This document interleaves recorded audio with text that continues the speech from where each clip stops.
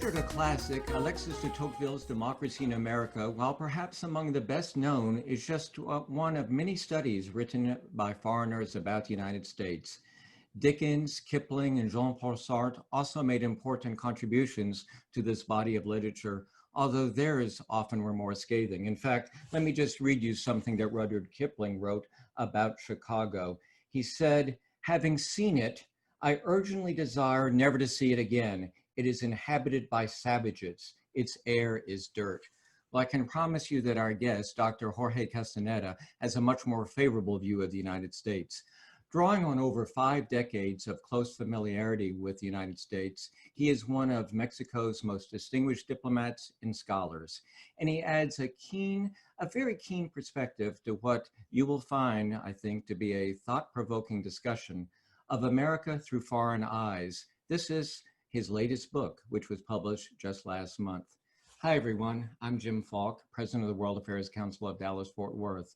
And first and foremost, let me remind you that you can purchase a copy of America Through Foreign Eyes from Dallas's independent bookseller, Interabang Books. And if you go to interabangbooks.com, type in dfwworld, you'll get 10% off, not just on America Through Foreign Eyes, but on any books that happen to be in your shopping cart. Just remember, though, that 10% discount is only for online purchases. I want to give special recognition to the Billingsley Company. They are the patron, if you wish, of our Global Forum program. Thank you so much, Billingsley Company, for everything you do for the World Affairs Council. Today's program sponsor is the law firm of Haynes & Boone, LLP. And additional financial support has also been provided by Mercado 369. And we're very grateful to our promotional partners, the Association of Mexican Entrepreneurs, the SMU Tower Center, and SMU Mission Foods Texas Mexico Center. Now, I hope you'll have many questions. And as you know, those of you who watch our program, I like to weave your questions in throughout the discussion. So as soon as a question pops into your head, go ahead and enter it into the Q&A box. And now it is my pleasure to introduce and welcome one of my many bosses at the World Affairs Council. Larry Pascal is a director of the World Affairs Council of Dallas-Fort Worth, and he's a partner and co-chair of the international practice at, you guessed it, Haynes & Boone. Larry, please introduce our guest. Thank you, Jim, and in particular, thanks for the opportunity for Haynes & Boone to be a part of today's great program. I am indeed excited to introduce today Dr. Jorge Castañeda, one of the leading Latin American scholars and thought leaders of our time. Dr. Castañeda served as Mexico's foreign minister from 2000 to 2003 under President Vicente Fox. He has held teaching positions at Mexico's National Autonomous University, University of California at Berkeley, and New York University, where he has taught since 1997. Previously, Dr. Castañeda was a senior associate at the Carnegie Endowment for International Peace and was a John D. and Catherine T. MacArthur Foundation Research and Writing Grant recipient as well. He is a New York Times contributing opinion writer and a columnist for the Mexican newspaper El Financiero and the Spanish newspaper El País. A prolific author, Dr. Castañeda has published over 25 books in English and Spanish. Having lived and worked in both the United States and Mexico, Dr. Castañeda is no stranger to the cultural and political climates that surround both nations. In his latest work, America Through Foreign Eyes, published by Oxford University Press, he provides a unique perspective on the United States and its role on the global stage. With that impressive background covered, I now want to formally extend a Texas-sized welcome and bienvenido to Dr. Castañeda. I look forward to hearing his thoughts on this important topic. I now turn it back over to you, Jim. Thanks so much, Larry. And again, thanks to you and your firm for supporting it. Hello there, Dr. Castaneda. Thanks for being with us. Hi, Jim. It's great to be here. Thanks, Larry, and a Texas-sized abrazo for you, too. Well, you know, Larry did a great job with your introduction, but I think it'd be helpful for our audience to get even a better sense of your experience with the United States. When did you first come to this country? How did that come about? And just give us a little bit of, you know, since we have a lawyer there, establish your bona fides about what gives you the right to talk about my country. Well, I guess the earliest memory I have of the United States was when I was 6. My parents were both working at the United Nations in New York. And first we lived in Fort Lee, New Jersey, where I went to public school #1 for a year. Then we moved to Manhattan, where I also went to school for a year and a half. So that's the earliest memory. I guess that goes back now about 60 years. Subsequently, I went to college in the United States. And after I went to college there, I began to teach sporadically as a visiting professor in many US universities, although I did spend 2 years in Washington, DC at the Carnegie Endowment. And ever since then, I have been constantly lecturing, writing, speaking, and teaching at American universities, though mainly at NYU since 1997. So I do go back a while, a little bit more than half a century, Jim. And your dad was foreign minister as well, right? He was foreign minister in the late 70s, early 80s. He also had a lot of dealings, obviously, with the United States. For Mexico, when you have that job, basically, you spend 70, 80% of your time dealing with the American authorities. That's the job, basically. So why does it matter about what foreigners think about the United States? Why should we care? Well, I think Americans have always been of two minds about what foreigners think. If you go back to Tocqueville in the 1830s, Jim, what is remarkable is that it took a while, but after a while, maybe 15 years or so, Tocqueville's Democracy in America became a very important book in the United States. It immediately was a big hit in France, of course, because he was a very well-known figure and the topic was of great interest to the French, but it became very important in the United States. So that means that for a long time now, almost 200 years, Americans have been sort of open to what people think about them abroad. On the other hand, you can count on the fingers maybe of both hands the number of books that have been written by foreigners on the United States that have had an impact in the United States. Tocqueville, maybe Dickens, Gunnar Myrdal, an American Dilemma on Race in the 1940s. You can find 5 or 6 more, but so Americans aren't always that interested. It's a love-hate relationship a little bit. Why does it matter today? I think, Jim, because the United States is more sensitive or vulnerable or dependent, whichever term you prefer, to what happens in the world.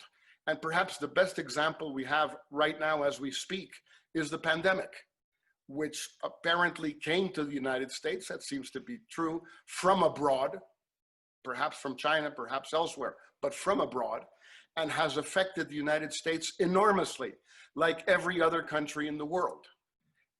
This is the economic contraction that the US is going through, or recession or depression, whatever you'd like to call it, is also coming from abroad to a large extent and affecting the United States. So today, more than ever, the United States is subject to the same kind of influence, of pressure, of benefits and losses through its interaction with the rest of the world.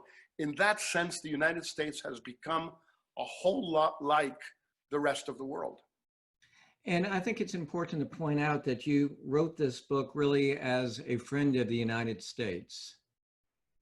Well, I consider myself one for many, many reasons. For the ones I already laid out, Jim, the fact that my son was born in the United States in Montgomery County in Maryland, and that I think that most of the criticisms, not all, many of the criticisms that foreigners have addressed at the United States over the last 150 or 200 or so years have some validity, some worth, but many of them are distorted, unfair, or have explanations which the object of the criticism has an explanation, which I think is worth going into. So this is certainly not a critical book, although there are a couple of chapters which I think are kind of hard-hitting, as one reviewer said at some point. But I think it's difficult not to be hard-hitting on issues, for example, like race, or like gun control, or like the death penalty, but that's just, you know, one person's opinion. Right. So when did you decide to write this book, and how long did it take you to do so? Well, I've been wanting to write this for a very long time, but somehow I hadn't been able to both find the time myself and find the publisher that I would be comfortable with.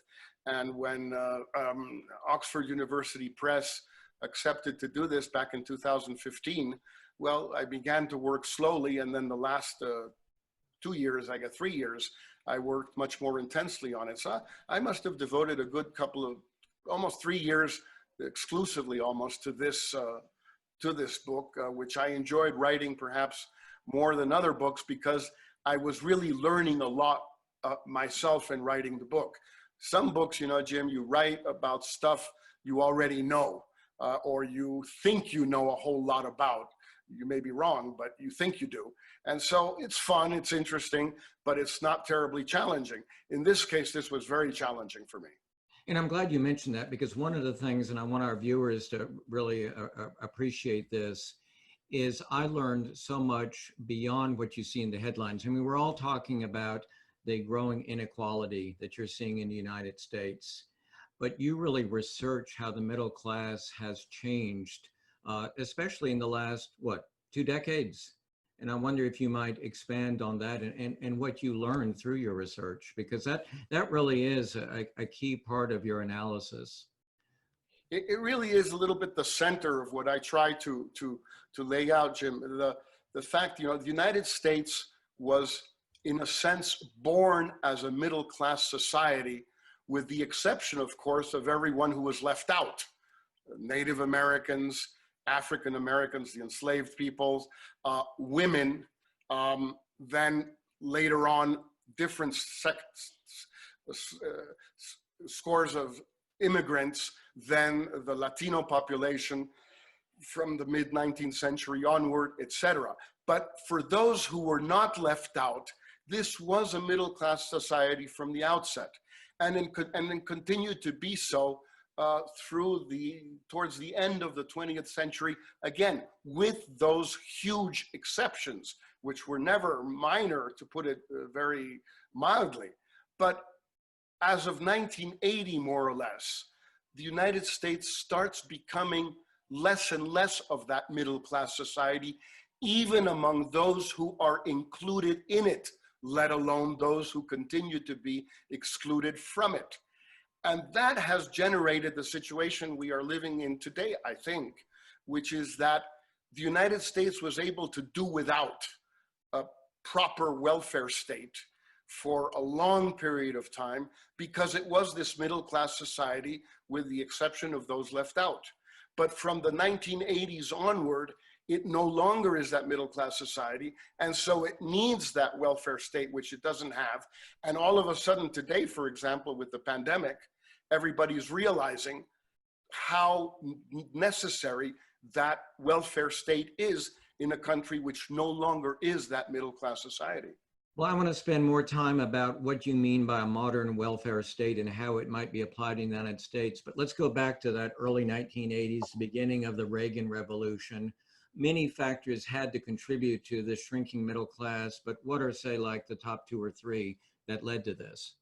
Well, inequality began to rise from around 1980 onward. A number of American scholars, foreign scholars, Thomas Piketty from France, among others, have gone into a lot of the data.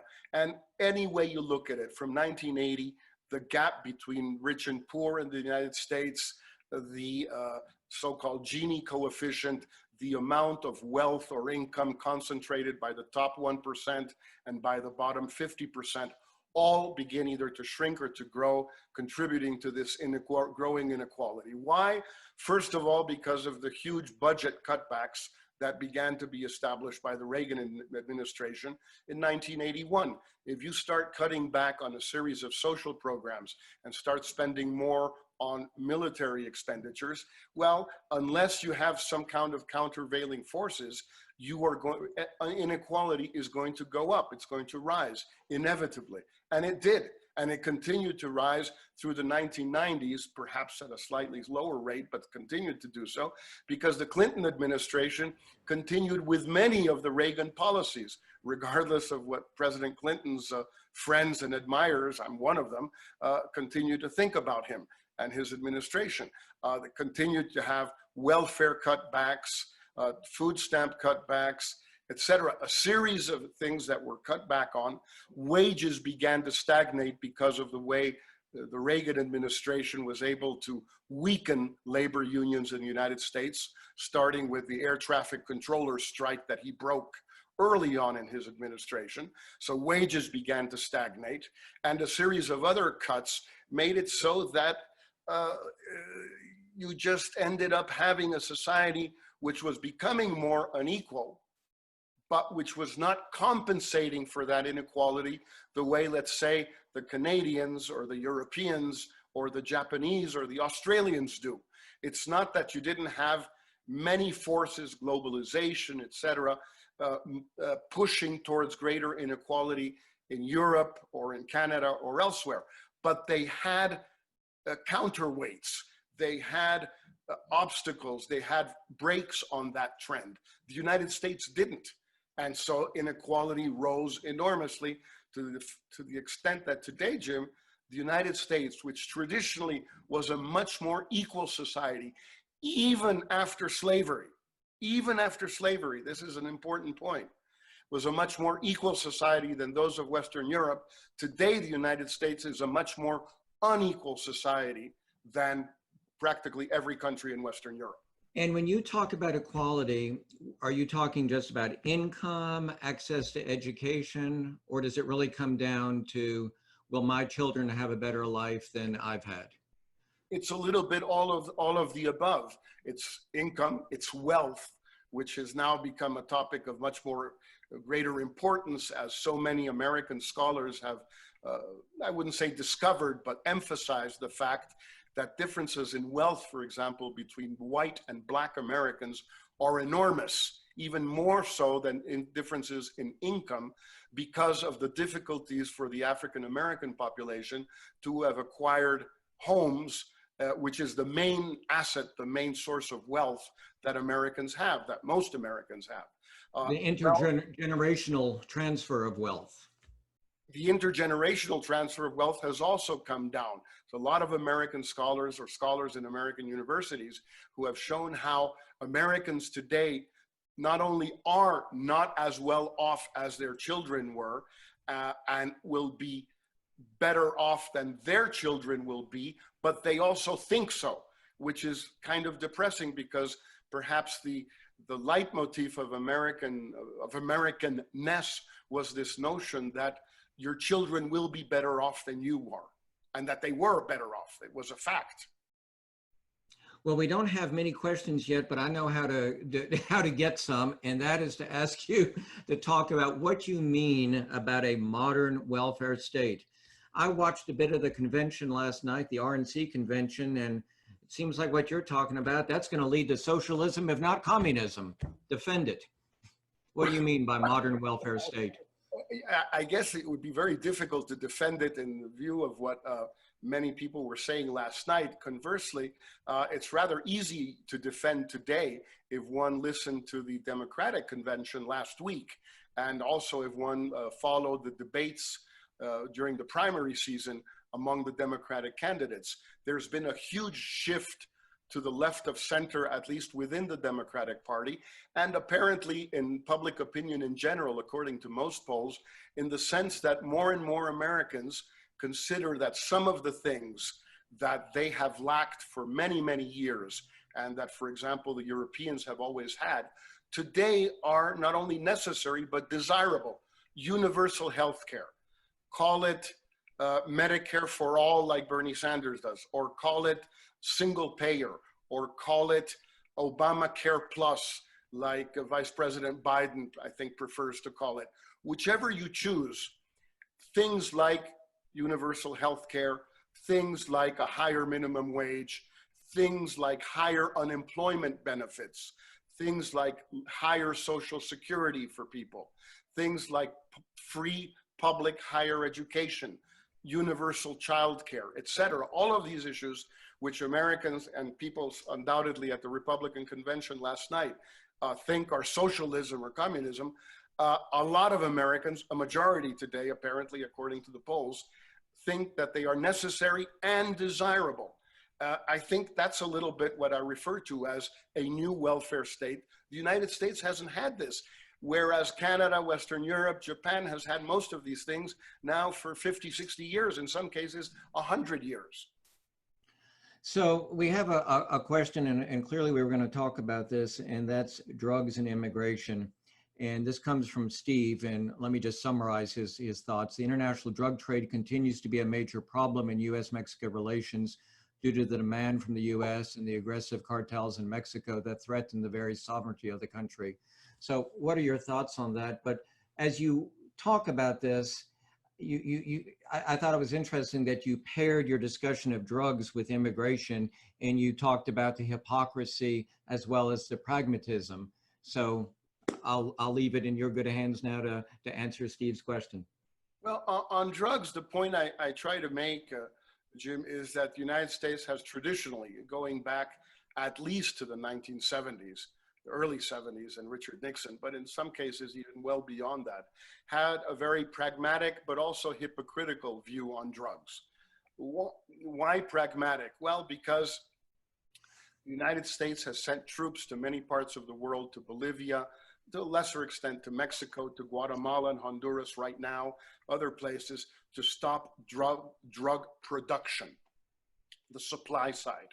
But I don't recall ever having seen the National Guard or American troops enter the ghettos of Chicago or Los Angeles or other cities, inner cities, to stop Americans from consuming drugs in those parts of the country, even though that consumption is illegal.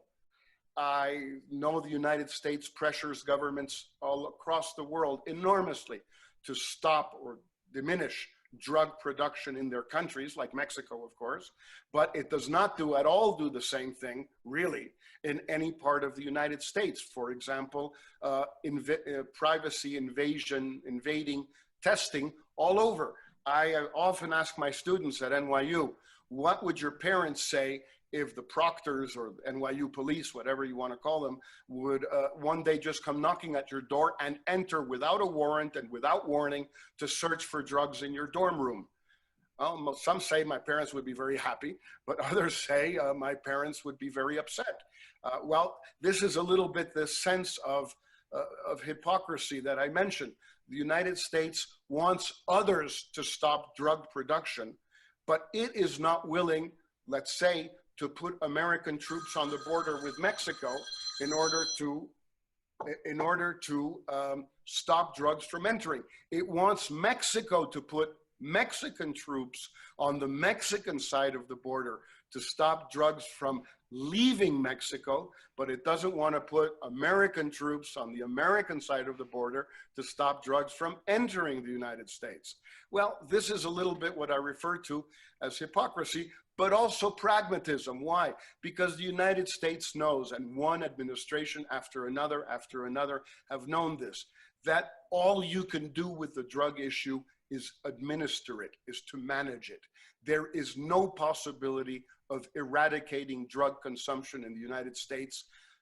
The United States, Americans tried to do that with alcohol during Prohibition, and it was a universally considered disaster. So this is a little bit the way I see the drug question in response to Steve. Where do you stand about where your former boss is on this, Vicente Fox, about legalization of drugs?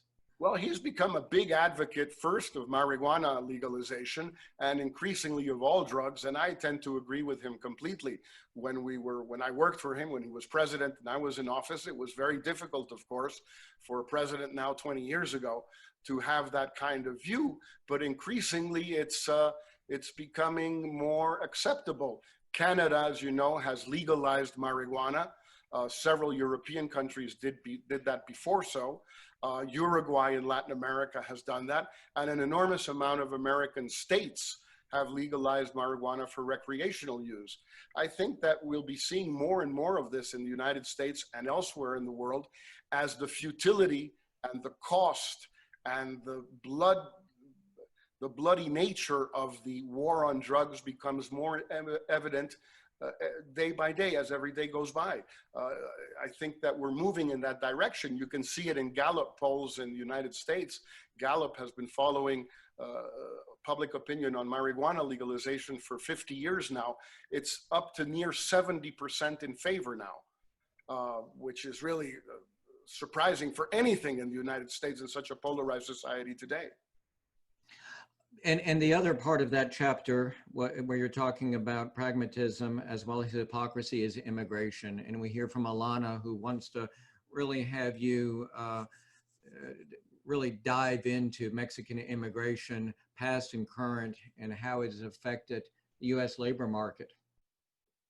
Well, you know, I also put it under the label of hypocrisy and pragmatism. And I use the example of a thing called the Texas Proviso. Which was a provision in immigration law that was passed in the 1950s and that was in force until the mid to late 80s in the United States, which said that it was illegal for someone who was in the United States without papers, without proper papers, to work. In other words, if you were not a U.S. citizen or you did not have a working visa, it was a crime to work in the United States. But because the Texans wanted Mexican labor to pick their crops, to harvest their crops, etc., but it was not a crime for a Texan or American employer to hire illegal, quote unquote, labor. It was illegal to be a laborer without papers. It was not illegal to be an employer of a laborer without papers. That sounds about as pragmatic and as hypocritical as it can get. And I use that example, which dates back a while ago, but it's not totally, doesn't contradict totally what we're seeing even today, when on the one hand, the Trump administration has been nastier, meaner, harsher on immigration than any administration in memory, at least since the late Truman or early Eisenhower administrations and Operation Wetback back in 52, 53. But on the other hand, in fact, people continue to enter the United States to work, even in growing numbers with working visas, H-2As and H-2Bs. With the exception of the last year, even the Trump administration has issued more H-2A agricultural visas and H-2B, other services, temporary worker visas for mainly Mexicans than any other administration, hundreds of thousands. The numbers continue to grow. So even there, we see a little bit of both pragmatism and hypocrisy. Is there a shortage of labor, though? Because I recently was talking to someone in the construction business, and they said there was a shortage in part because we were not getting enough people coming from Mexico or other Latin countries. Well, there is a shortage of labor, certainly in agriculture, which is why, as I say, even the Trump administration continues to issue growing numbers of H-2A visas for agricultural work. But there probably is a shortage of labor in construction, in landscaping, in healthcare, in childcare, and in many other hospitality industries in general, because Americans apparently do not want to do those jobs at the wages, of course, that Americans pay Mexicans or Guatemalans to carry out those jobs. There's a big issue there. And I also use my students as a focus group in the book and in life in general. I asked them, would you guys like to work at a restaurant in New York in the summer for $5 to $6 an hour, maybe plus tips as a busboy? And they all say, hell no. And then I say, well, how about for $15 an hour? And they start wondering. And how about $25 an hour? Hell yes. Yeah, but then I tell them, hold on a second. If the busboy is making $25 an hour, how much is the waiter gonna make? How much is the chef gonna make? How much is the maître d' gonna make? How much is the hostess gonna make? Because you can't pay them the same thing. And how much is dinner gonna cost then?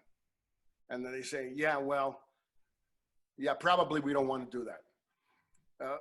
I think that's where we stand today. I mean, there is a shortage of labor in the United States, not during the pandemic, obviously. We're referring to, let's say, a year ago, at those wage levels. Then there's the issue that I talk about on immigration of the slaughterhouses, or rather the meatpacking plants in Iowa in particular, where even at higher wages, it seems that Americans don't want that kind of job, whereas Mexicans and Laotians, for some reason, do. And so the meatpacking plants in parts of Iowa are full of Mexican and Laotian laborers. The Laotians are authorized. Many of the Mexicans are, but some of the Mexicans are not. But they accept to do that kind of a job at relatively low wages because by Mexican standards, those wages are very high. But that won't always be the case. Well, hopefully one day, Mexican wages will rise sufficiently so that the differential with the US is much smaller, and it no longer becomes worth its while for a Mexican to try and sneak across the border and, you know, work under very adverse conditions in a meatpacking plant or in a restaurant or in a field in California or in a construction site in New York, wherever, won't have to do that anymore because the wage differential will have shrunk. But that hasn't happened. 25 years now, or 26 years of NAFTA, for example, didn't bring that. And we're probably further from shrinking the wage differential than we were a quarter of a century ago. I'm not surprised that, again, that term welfare state has brought about a lot of questions. And Good. so Stephen Robb says, considering the size of the US population compared to some of the countries you mentioned with more desirable public benefits, how do we pay for this? Well, one of the points I go into, not as a specialist, but as, you know, someone who understands these things without being an authority, or much less so, is the US tax system. And I try and examine, using American sources, US scholars as sources, how the United States has a much lower tax burden, a much lower tax take than the Western Europeans, than Canada, even than Japan, though with Japan it's about even, and other countries. Well, how do you pay for it? You pay for it basically with higher taxes. On who? Well, certainly to start with, on the wealthier. And if you look at what the United States tax situation was back in the 70s, 60s, and 50s, it was not that unsimilar to Western Europe. The big change begins with Reagan. Americans were paying higher taxes. They are paying much lower taxes today than they were. But what that shows you is that given benefits, given a series of advantages, Americans were perfectly willing to pay higher taxes when they got greater benefits. How do you pay for this? You pay for it with taxes. Yes. What kind of taxes? All sorts of taxes, but preferably progressive taxes, those concentrated on the wealthier. That's the way the United States used to do it, and that's the way everyone in Western Europe does it. And I think you can see, perhaps today, more Americans see the advantages of this type of arrangement thanks to the pandemic, because there is no question, there is absolutely no discussion about the fact that the United States has been hit harder by the pandemic than practically any country in Western Europe, whether it's in terms of contagions or in terms of deaths. There simply is no comparison. And that's due to the, as you would say, the weakness of the safety net, the Of the diminution. safety net, in particular of the healthcare systems, but not only the healthcare system, a series of things, but centrally, of course, the healthcare system.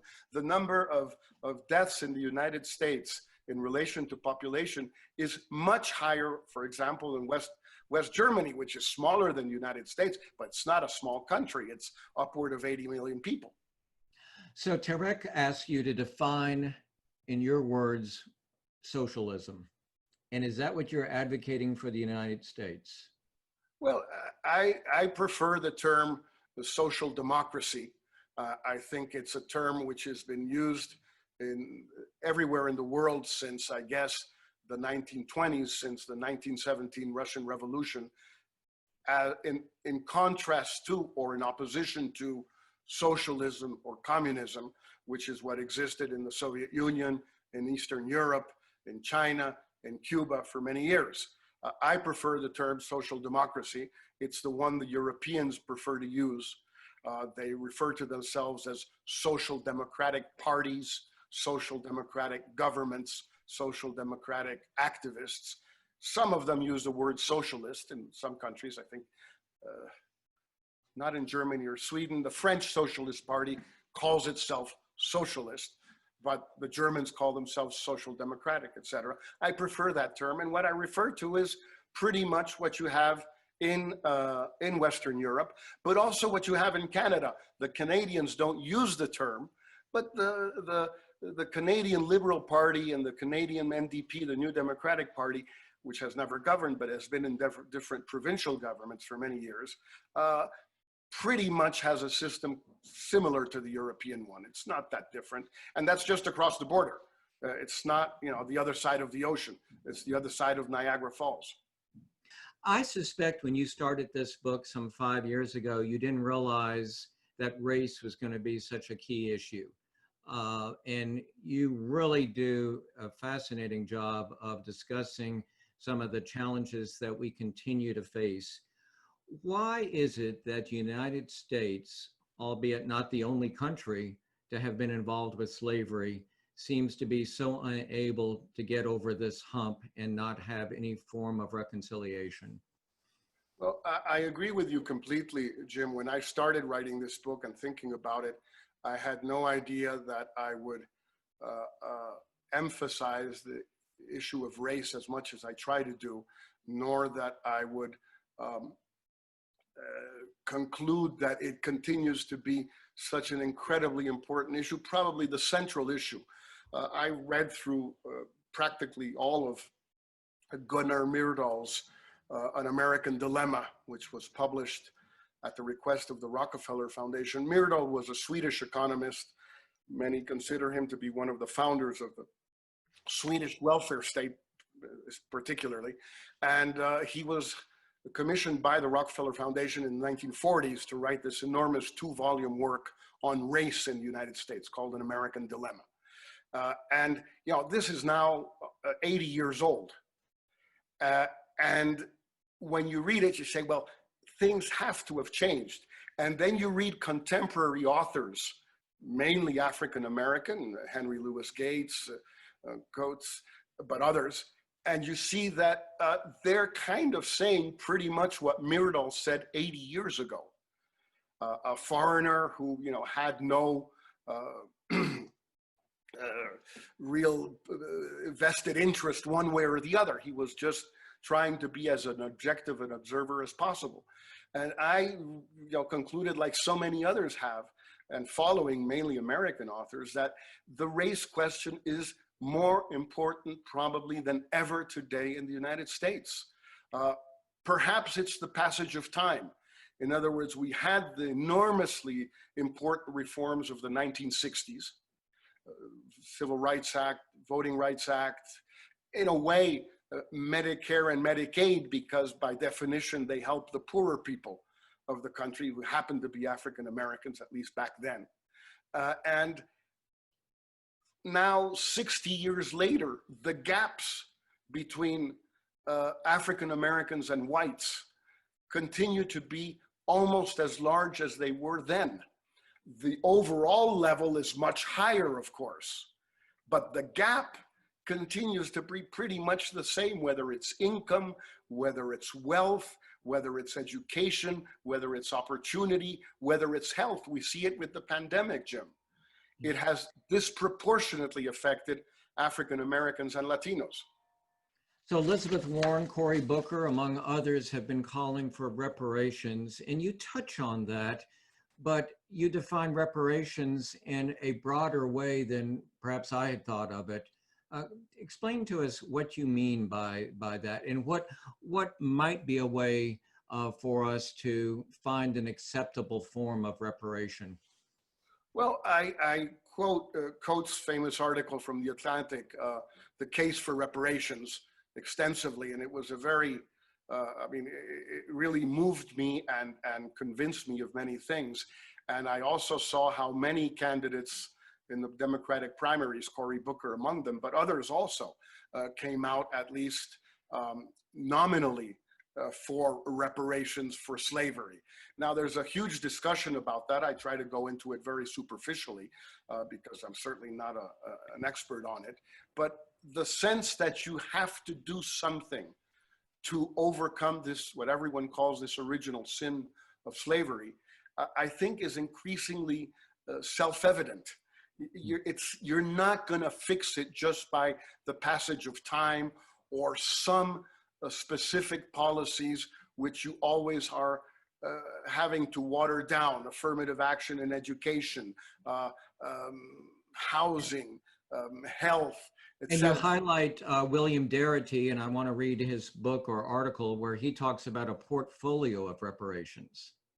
Well, including, for example, funds, a fund for children, which would be set up from the moment the child is born, in this case, an African-American child, and that eventually would become an initial capital or asset that that child would be able to use as a down payment on a home when he or she is 25 or 30, whenever, when they want to have a home, when they get married, whatever. I think that that case is a very intelligent one. I think that in general, the idea of reparation as fixing something that needs to be fixed and will not be fixed by itself, I think that is a very powerful idea. Now, the specifics of it, the numbers, the cost, the eligibility, the way you do that, all of that, I'm sure, has to be fleshed out, has to be talked about, has to be debated, and there will never be an outcome which will be perfect or acceptable to everybody. That's not going to happen. But that something along those lines has to be done. I am increasingly convinced, and I wasn't. But when I started reading all these things and studying it, I don't think you can read a little bit about all of this and not end up concluding that something like that has to be done. I have to agree with you, because when I read your chapter on this, and as I said, it made me want to read a lot more to get a better understanding of the options. Not surprisingly, we still have questions popping up about healthcare, and we have one from Dave Meyer. Having healthcare for all seems like a great idea. However, some commentators and politicians advocate for the elimination of private insurance and healthcare arrangements moving to a single payer. Why shouldn't someone have the ability to purchase additional healthcare if they chose to do so? And I think you agree with that. I agree completely. I think given the American system, it would not make a whole lot of sense to take away the insurance that people have, because the health insurance that they have is the result of a long history of struggle by unions, by activists, by women, by everybody. It's not a God-given right. This is something that people obtained through struggle, through strikes, through activism, etc. And so I don't think that makes any sense to lose it or to do away with it. But there are two issues which are very important. The first is, or three, the first is there's still a lot of people without it. Obama probably did insured half of the uninsured. Well, there's still a half left over. But then there's the poorly insured, those who have private insurance nominally, but that, private insurance is lousy. It's got high deductibles. It's got all sorts of things that are not covered or that are covered only partially. It has exclusions of all sorts. So, you know, not everybody has a Cadillac insurance. A lot of people have Volkswagens. They are insured or they have a car, but it's not the same thing to have a Volkswagen or a Cadillac. I prefer Volkswagens, by the way, but that's a different issue. So, you know, I think that the question here is not to do away with what exists, but to build on it and to ensure that at some point in a very near future, every American has real, appropriate, proper health care. Not just nominally, but the real McCoy, as they used to say a few years back. And I want to just suggest to Mr. Meyer, if he's not seen our program on which country has the best healthcare, we recorded this, I guess, about 2 or 3 weeks ago with Ezekiel Emanuel, who was one of President Obama's key advisors. And in his book, nearly every country has a way to supplement the single payer or whatever with private insurance, whether it's Canada, the UK, France, almost every country does offer that option. So I have to say, as a graduate of the University of Virginia, I was pleased that you mentioned the University of Virginia as one of the top 30 schools in the country. I think you were way too harsh, however, on American education system, where you said you basically have the Ivy League and a few state schools, Texas, you mentioned, Virginia, but isn't the fact that we have so many state universities and so many good liberal arts colleges something that is unique to our country? And I just felt that you were, as I said, perhaps too tough and not recognizing the strength of our higher schools of higher education. Well, I may have, Jim, and I would certainly, you know, try to address the issue if I was. My sense is, though, that there's a fundamental problem involved here. The American system as such, I say in the book, I prefer to the European system in the sense that you do not have to make a life decisive decision at the age of 18 about what you're going to do in life. You have 2 or 3, maybe even 4 years more if you have a typical liberal arts education before you have to decide whether you're going to be a doctor or an engineer or a businessman or a lawyer or whatever. In Europe and in Mexico, by the way, you have to decide all of that when you're 18. In Mexico and in France, you enter what the Americans would call the history department, or the medical department. Americans would say medical school, at 18. Well, at 18, most people don't know what the hell they want to do in life. And if they think they do know, they're almost certainly wrong. And I experienced this personally with my daughter. I mean, it's not something I read about. I experienced it in Mexico with her. So that part I admire and I prefer.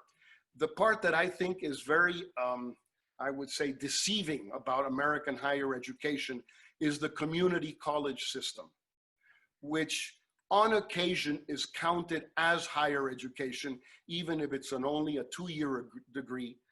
2-year degree, which, by the way, most people in community colleges don't get in 2 years. They get them in 3 or 4 years because they're working. And that's something I didn't realize until I read your book, that so many people are not graduating with this 2-year degree, or it's taking them 3-5 years to get it. Well, you know, the numbers are there, and also the quality of that education inevitably is not what an Ivy League school is, but not even the great state schools, California, Texas, Virginia, Wisconsin, Michigan. It's, you know, it's not just the very rich states. A lot of states have them, but that's not the case for the community colleges. And so there's a little bit, I think, of a deception there, deception in the sense of Americans deceiving themselves, that you can refer to these community colleges, which in many cases are, you know, 30–40% of higher education registrations, as higher education. I'm not sure the rate of return on a community college is that high. I didn't go into it in detail, but if you spend 2 or 3 years there, are you going to make more money when you go to the labor market than if you didn't go and started right out of high school. Probably not. The rate of return is not much higher. And I think that there's an enormous weakness of American higher education. And also, if you go down the line, high school, middle school, elementary school, I think you'll also find difficulties which show up in all of the international statistics. And now you're seeing this situation where a company like Google is allowing people to get a certain certificate, and they won't even suggest or recommend that they have even a community college or a college degree. So one area, though, where the United States continues to shine, and you believe it will continue, that's in business. What gives the United States this inherent strength? Well, what I try to point out, following many American scholars, Jim, I pretend no originality here, is that the United States has had, Americans have had, I don't know, since the early 19th century, this incredible capacity of taking inventiveness, innovation, technical advances, scientific advances, and transforming them into money-making ventures. I wouldn't say something stupid like anybody can make a car or anybody can send a missile into space, but it's much more difficult to make a car and make money making cars, or make money sending missiles into space, or make money on anything else, whether it's pizzas or whatever you want. In other words, the United States, Americans have this incredible capacity of not just entrepreneurship, it's more than that. It's the invention, it's the creativity, it's the innovation, and the transformation into a product or a service that you can then merchandise, monetize, and that people buy and use and enjoy and need. And this is true with Google today, or with Apple today, the same way it was with the telephone in the 1880s and with the Model T in the early 1910s, etc. This is ongoing, ongoing, ongoing. And I don't see any other country that can do this today. No, we don't need to be so worried about China. Well, I'm not a declinist.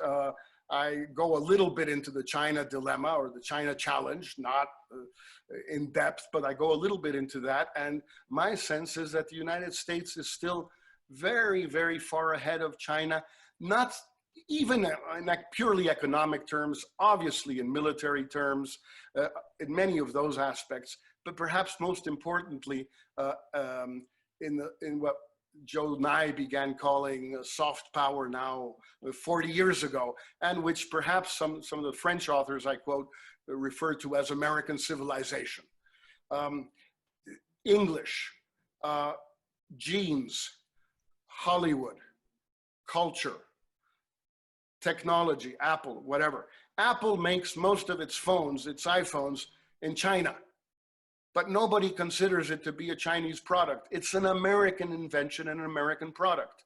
And it's part of Americana, if you want. And this is true across the board. It will be many, many decades before China has the impact on the world that the United States has today and has had over the past, at least since World War II, and probably since just after World War I. I do want to ask you about American civilization, but first, Paula wrote, many people use the community college system as a stepstone to four-year colleges. I think we all recognize that. Dion Termini asks, though, what are your views about the quality of elementary education, which seems to be such now a growing major issue in the United States? Well, my impression from PISA test, this is the international education standard testing done together with the OECD that the United States and all rich countries are members of, and some less rich countries like Mexico, Chile, etc. are members of. These test scores that are taken all over the world, mostly at age 15, which means at the end of middle school, I guess. But some of them are taken at 12. just after the end of elementary school. The United States does not score well. It scores poorly. It scores poorly across the board in reading, in math, in comprehension.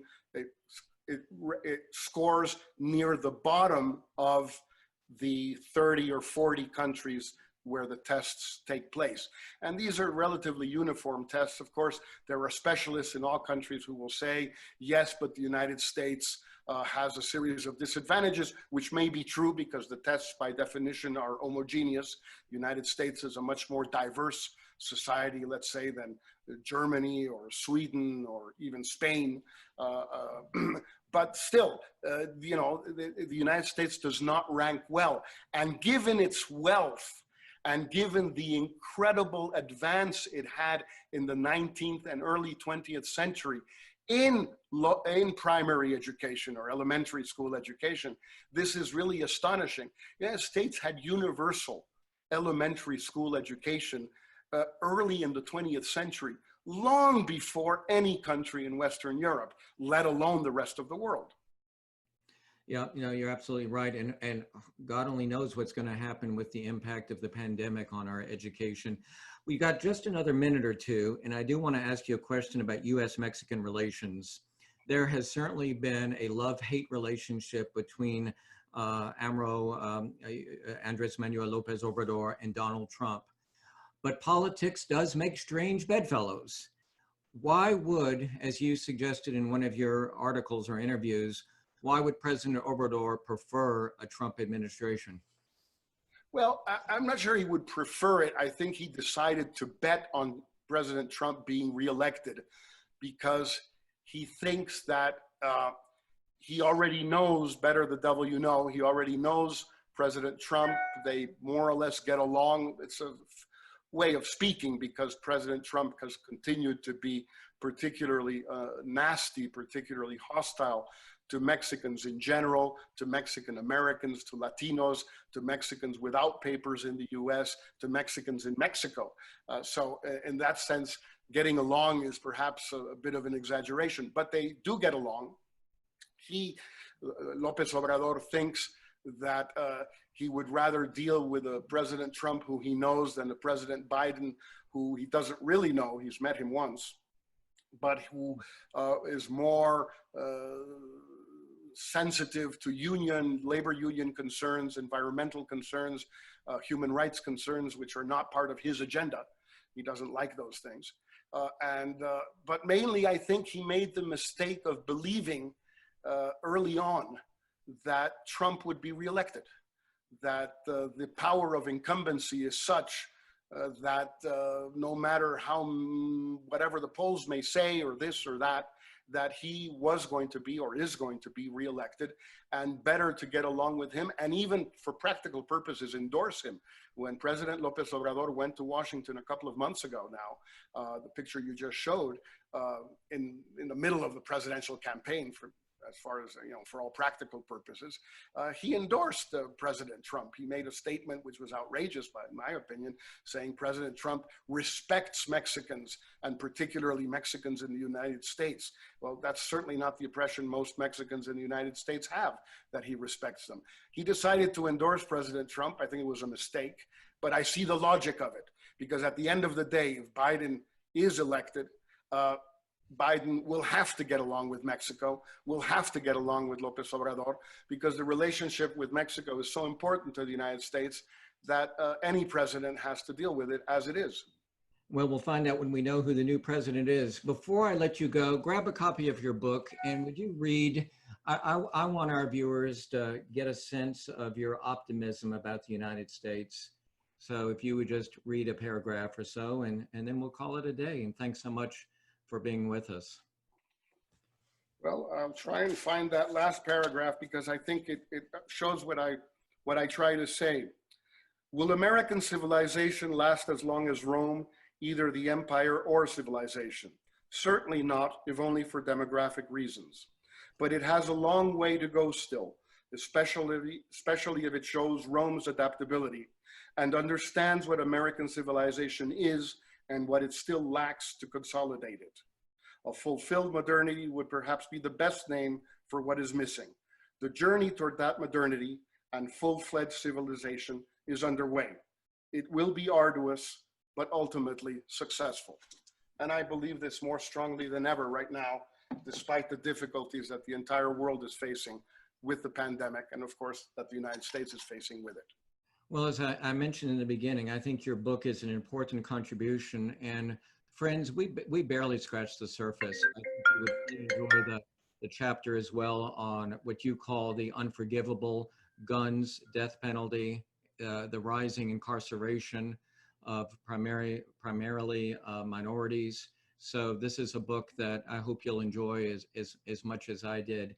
Let me once again thank Billingsley and Company for being the sponsor of the Global Forum, and of course the lawyers at Haynes and Boone for being the presenting sponsor today, along with Mercado 369.